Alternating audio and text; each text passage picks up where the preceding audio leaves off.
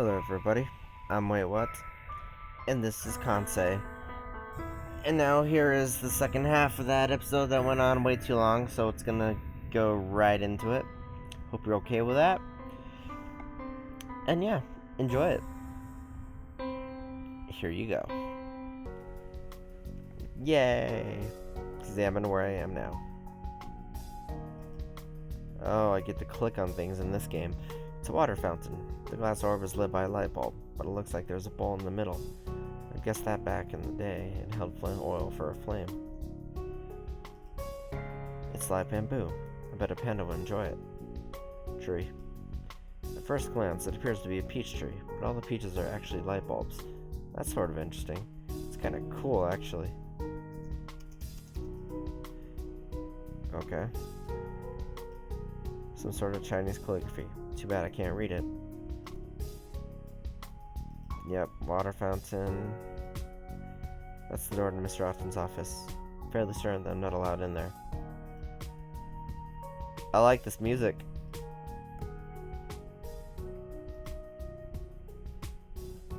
Done exploring.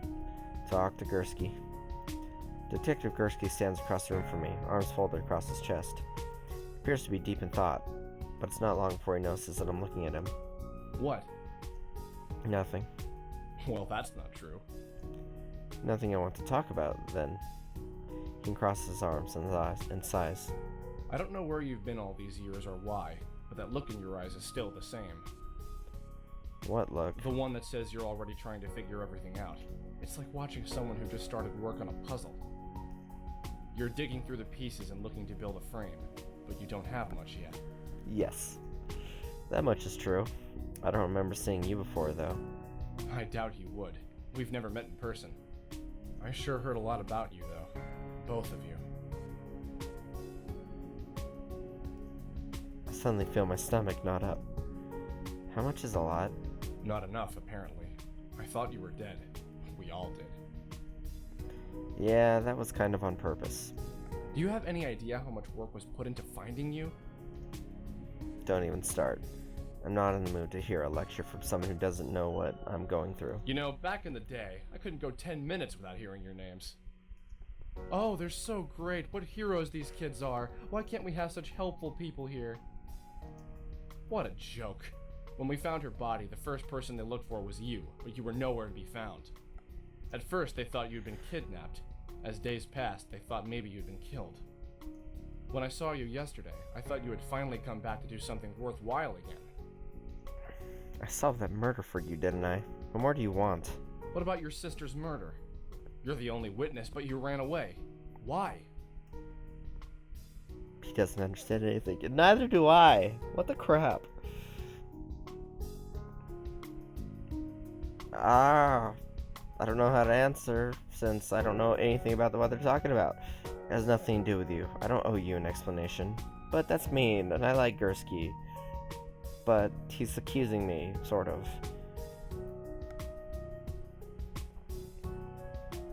Just, it's complicated.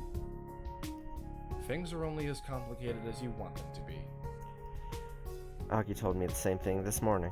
Then maybe you should listen. I'd rather you don't get involved. This is something I have to deal with on my own. Sorry, kid. I'm sworn to uphold the law.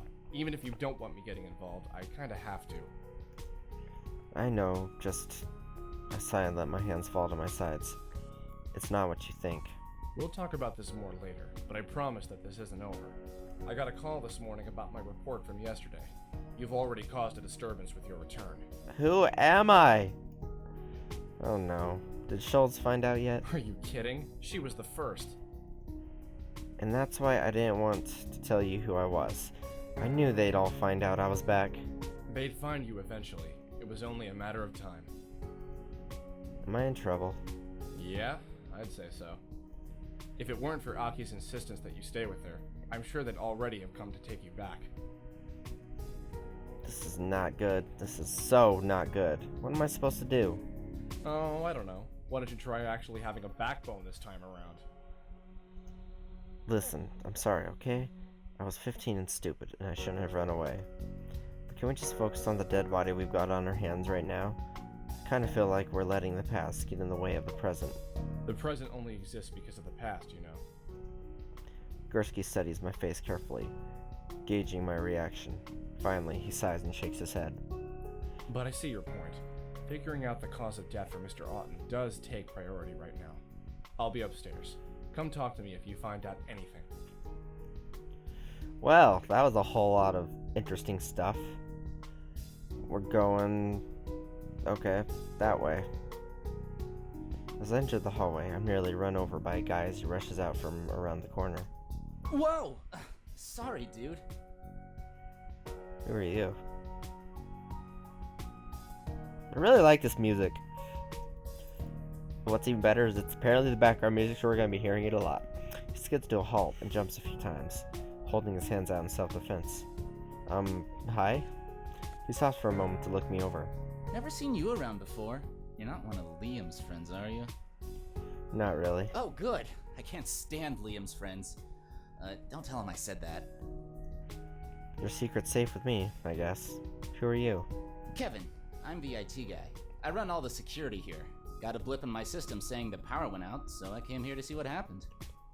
Sophia hasn't been answering my calls. You came here? I thought the house was in lockdown. Kevin taps the temple of his head. Master code unlocks any door. Right. And who are you again? Kansei. I'm a, special investigator. Wicked. So Big Will is finally gonna bring down the hammer on Liam in his little nightlife. Big Will? Does it mean William Otten? Actually, Mr. Otten just passed away. Kevin stares at me blankly for a moment, but his expression slowly changes as he processes my statement. Passed away?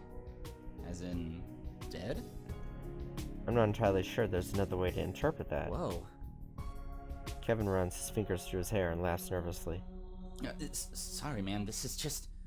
Wow, I can't believe it. It's kinda unreal, you know? I just saw him yesterday and he looked fine.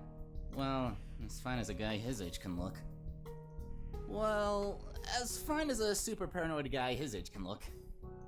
Well, as fine as a super paranoid guy who drinks a lot at his age. Yeah, I get it. Fair enough. There you go. So, what happened? I don't even know what happened myself. I'm not exactly sure what to tell this guy.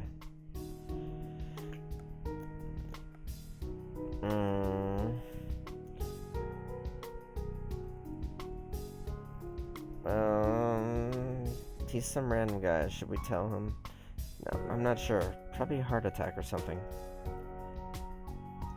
That's not a surprise. He kept refusing to see a doctor. Man, Sophia would beg him to at least get a checkup, but he'd have none of that.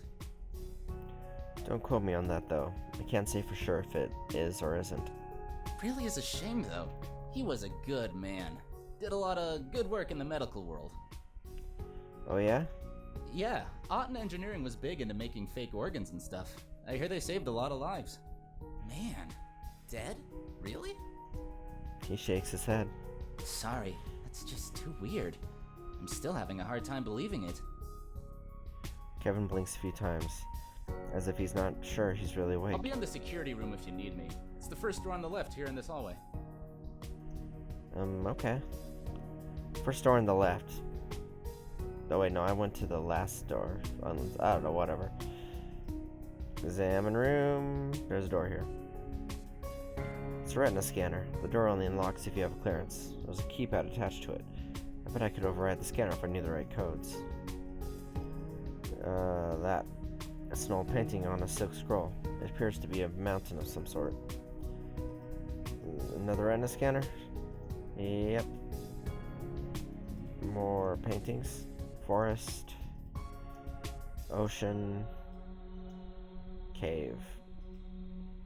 A vase with some sort of plant. The vase looks authentic, but the plant is definitely a fake. Stairs. Nope. Move. Right in here. I tried the door, but it doesn't open.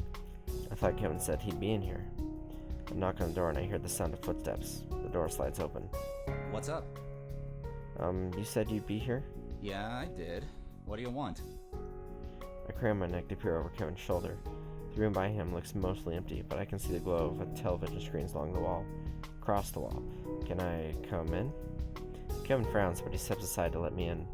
Sure, why not? Since Mr. Otten hired you, you'd probably be allowed in here anyway.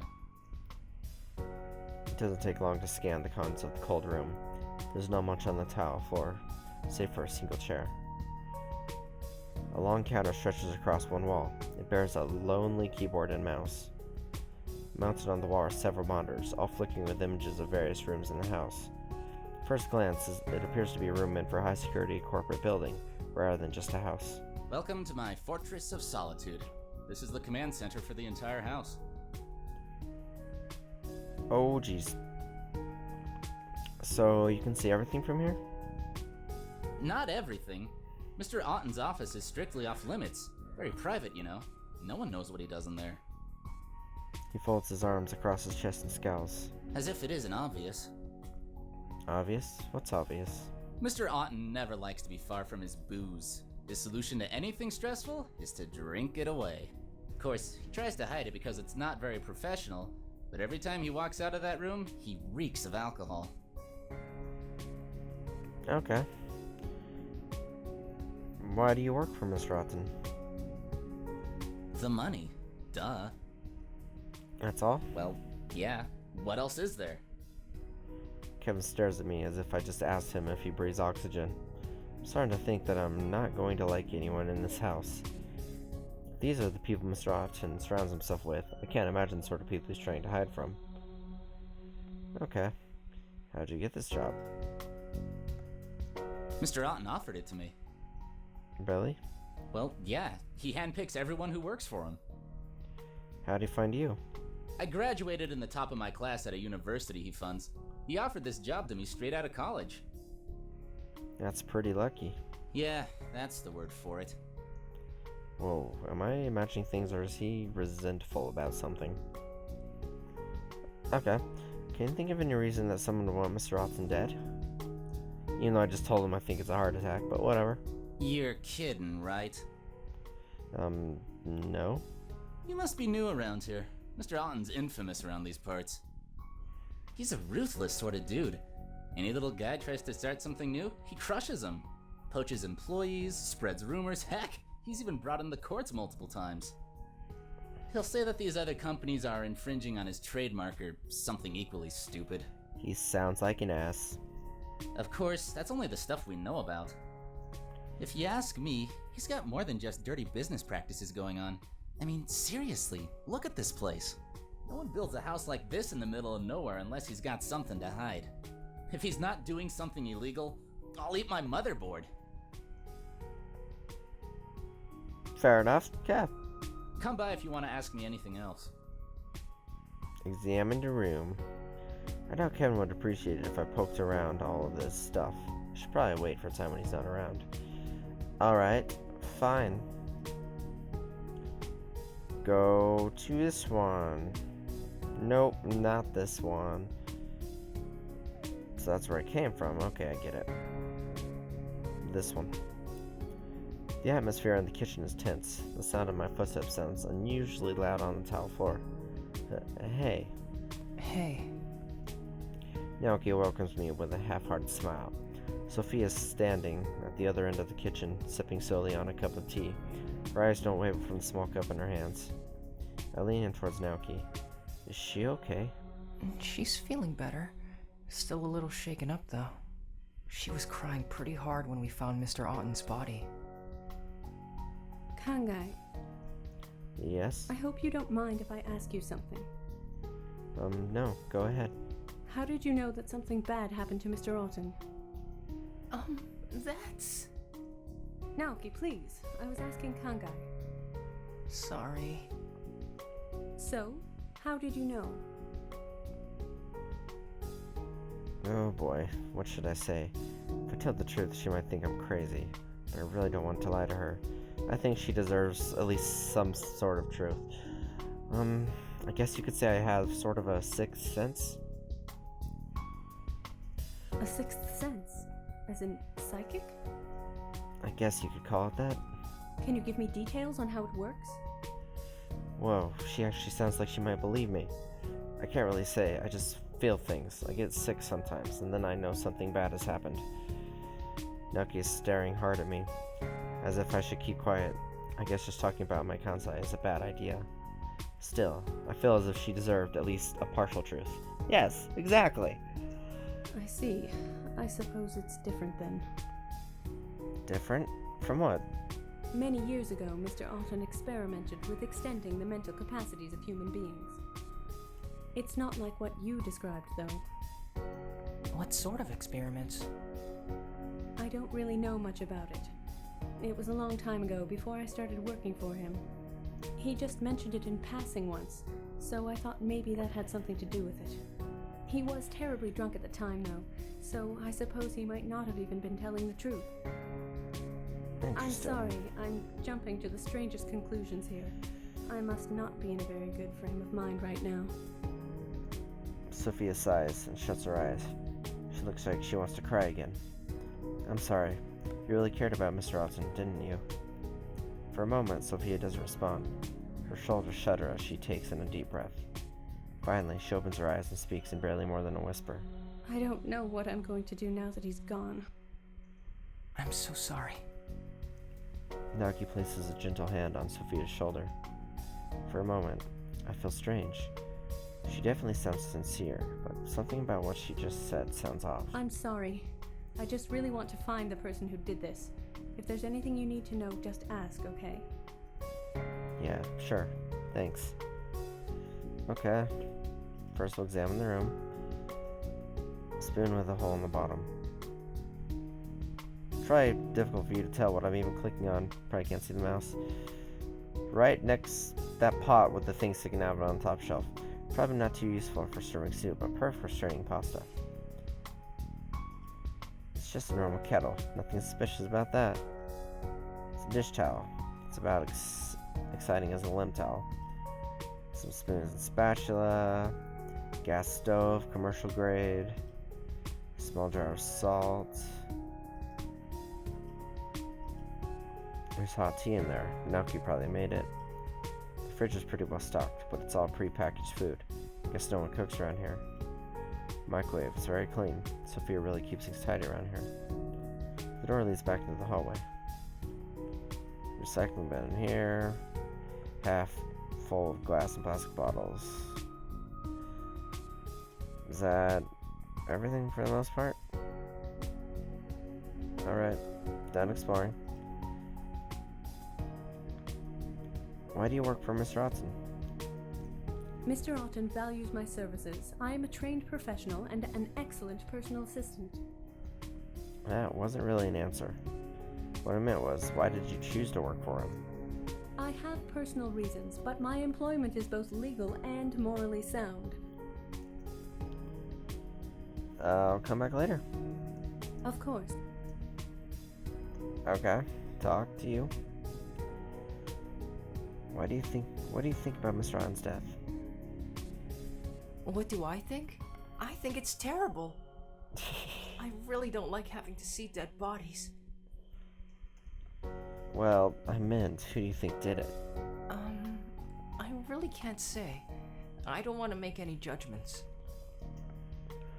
He glances to the side and begins to absentmindedly fiddle with his fingers. Can you at least tell me your thoughts on everyone here? Well, Liam is pretty angry with his uncle. His eyebrows went down every time he spoke about him. He covered his face when Aki started asking more questions, so he's got something to hide. I'm pretty sure Marissa's hiding something too. Every time she smiles, her eyebrows go up, as if she's worried. After she finished her interview with Mr. Alton, she was even more nervous than before. Naoki glances at Sophia before leaning in and whispering. Sophia was pretty frustrated when we came, but now she's really anxious. She won't stop pacing back and forth. And what about Kevin? You mean that guy with the red hair? I didn't really get to see his face. Sorry. Don't worry about it. I was just curious. Really, it's good enough that you know this much. I'm kind of impressed. I've been studying body language for a while now. Okay, thanks. Feel free to come talk more if you want. Yay, move. So, okay, back to the hallway. Gonna end this shortly, but just finished exploring the hallway. Examine the room. A strange tapestry with some animals on them. There's a turtle and some bird. I'm not sure what the other two are. Plates have the same animals as the tapestry. Guess the creatures are really important. Some old armor from the... I don't know how to pronounce... Chin, whatever dynasty. If the label is to be believed, looks like it's still in decent condition, so I guess it worked pretty well for whoever owned it previously. Very nice urn, expensive, probably even more expensive. A lot of strange marking on this thing. According to the label, it's an oracle bone. I guess people try to see the future of this? Nope. It's some sort of box. There's no label on it. I guess it's not that important. Not sure where the door leads. Outside, I guess? Either way, it's locked. Okay. Done exploring. Talk. Li Mei is gazing blankly in the direction of a collection of old plates. I approach, but she barely seems to notice my presence. So, hey. Li Mei blinks slowly and turns to face me. She nods and wants to acknowledge my presence. I shift my weight from one foot to the next as she stares at me expectantly. What am I even supposed to say? How are you feeling? She stares at me with a mixture of surprise and confusion. I don't know. She states it so simply. I almost feel foolish for asking. I guess I was just wondering if you're okay, since someone died after all. She tilts her head and looks at me curiously. Does it bother you? Does what bother me? Death. Oh, Yeah, of course it bothers me. I mean, even if I've experienced it before, that doesn't mean that I'm okay with it. Death is a terrible thing, no matter how often you see it. I stare at my hands and rub my fingers slowly together. My palms feel sweaty. What about you? Li Mei stares at me curiously, as if she doesn't fully understand my question. I mean, are you bothered by death? She fidgets and examines her open palms the same way I just did. Slowly, she rubs together her fingertips, as if she's never seen her hands before. Finally, she speaks. He was very scared. Mr. Otten? Yes, but even though I felt his fear, I knew that I was not scared. I'm not scared, but I still feel scared. Does that mean I'm bothered or not bothered? I sigh and lean against the doorframe. You know, I've always wondered what it'd feel like to die. Li Mei tilts her head to the side. She looks curious. I mean, I've experienced deaths, of course, but they're not mine. And somewhere in the back of my mind, every time I do it, I always know it's not mine. I've always wondered, when I die, will I be afraid, or will I think that's just someone else's death again? Or maybe by the time I die, I'll be so comfortable with it I won't care, even though I know it's mine. I turn to face Li Mei. She's watching my face carefully. I don't know. That wasn't really an answer, huh? I laugh and shrug casually. Honestly, I don't even know why I said any of that. I guess what I'm trying to say is that there really isn't really an answer.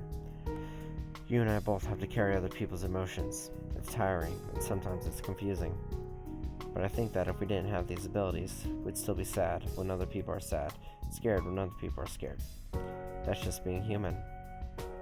Li Mei smiles, takes my hand in hers. Thank you. Sure. You're welcome. What is everybody feeling right now? Naoki is scared. No, I meant the others, not our friends. Oh. I apologize. It's fine. I wasn't very specific. Li Mei takes a deep breath and closes her eyes again.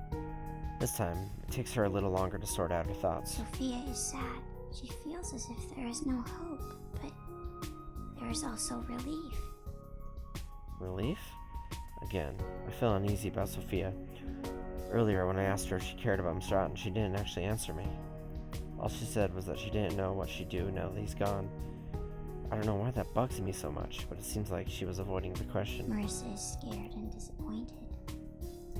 There's so much emotion inside of her.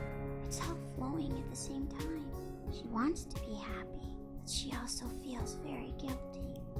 This murder's gonna be harder to solve than in the first game. Humans are very complicated. Lumi nods earnestly, as if she's just struck a new idea. I nod in return. Kevin is uncertain. He does not know what he should be feeling.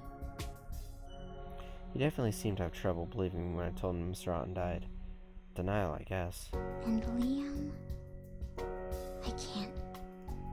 What's wrong? He's with Aki right now. She is manipulating his emotions with her Kansei. I cannot tell what is his and what is not. Aki.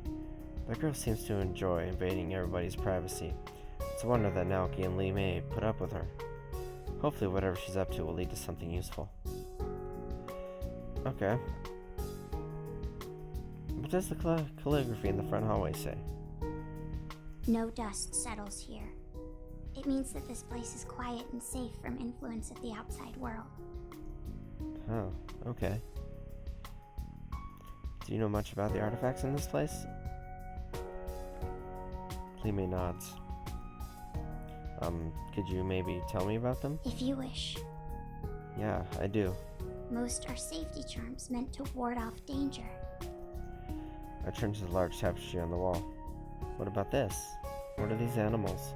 They are the 4 legendary creatures: tortoise, dragon, phoenix, and tiger.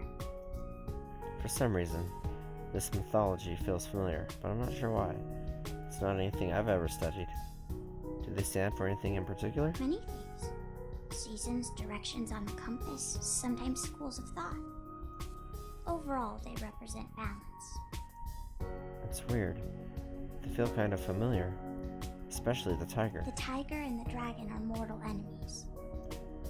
Limi reaches out as if to touch the tapestry, but she hesitates and draws her hand back. The dragon represents cunning and intelligence, and the tiger represents raw power and strength. Dragon and tiger, mind and body, they fight each other constantly. Neither can win. My stomach tightens up as I look at the tapestry hanging on the wall.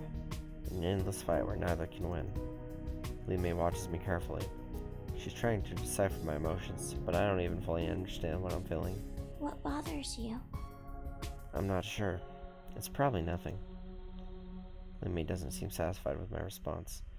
No surprise there, since I'm not satisfied either. I don't really have anything else to say though, so our conversation evolves into an uncomfortable silence. What did you do before you lived with Aki and Naoki? I'm not allowed to speak about that. Is there anything you are allowed to speak about? Lime closes her eyes and takes a small breath. Her lips move slowly, as if she's poring over the list of things she's allowed to share.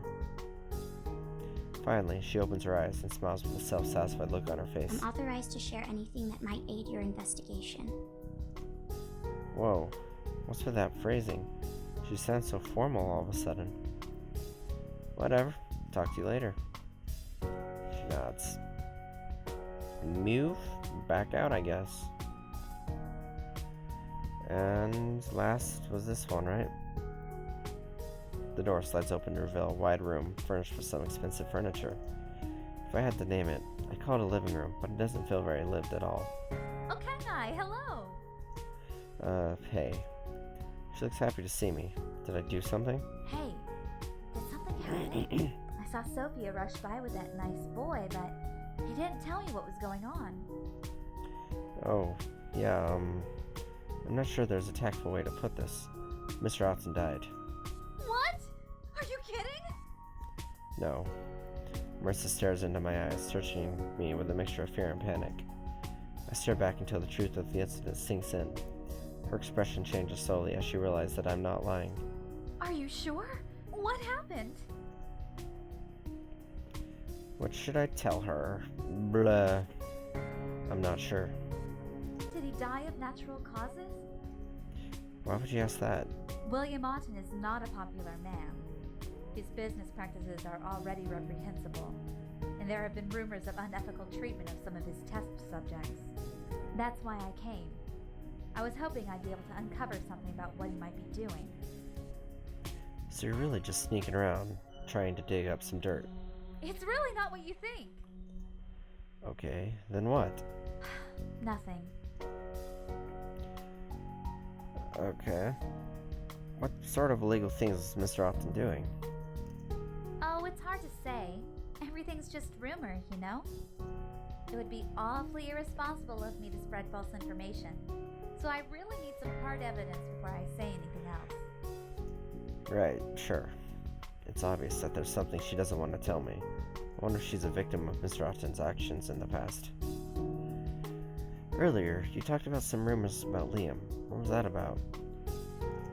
Ah, those. Well, recently, word's been going around that Liam Otten is involved in dogfighting. Whoa, that's a felony. Not to mention extremely cruel. Well, I'm glad he chose to draw the line somewhere at least. I'm fairly certain he was just getting fed up with Liam's antics. It's one thing to dismiss underage drinking, but the heat from Liam's participation in animal cruelty is bad publicity he didn't need. I heard he was planning on cutting Liam from his will completely. Planning on? So he didn't get around to it yet? As far as I can tell, no. But you'd really have to ask someone more knowledgeable than I. So... Liam doesn't want to be left out of the will, so he killed his uncle before he could do it. Yeah, that's just one little motivation. Don't have any more questions. Sure thing. See you soon. Examine the room.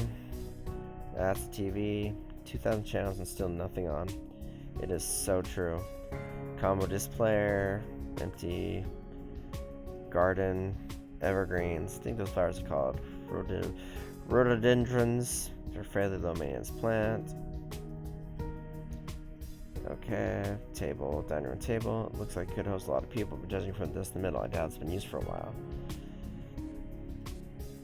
And benefits of organ reproduction. Looks like some sort of corporate representation or informational video. Sort of come up. So that's about it. Can I talk to you again? Nope. I'll talk to you later then. Yeah. Move back out. Move forward this way. Examine nothing. Is this the way I came? Yeah, this is the way I came. The door actually opened. I guess Sophia hasn't changed my permissions from before. Cool. Sorry, but I'm gonna end this part here because I feel it's been going on pretty long. But, yeah, really interesting still. And like I said, I think this murder is gonna be more difficult to solve than the other one. But I'm just getting started, so we'll see. Hope you're enjoying it. Thanks for watching. Yeah, I'll be back with more Kansei soon enough. Goodbye. And listen to the awesome music that you have been listening to for the last like 10-15 minutes. Probably longer than that.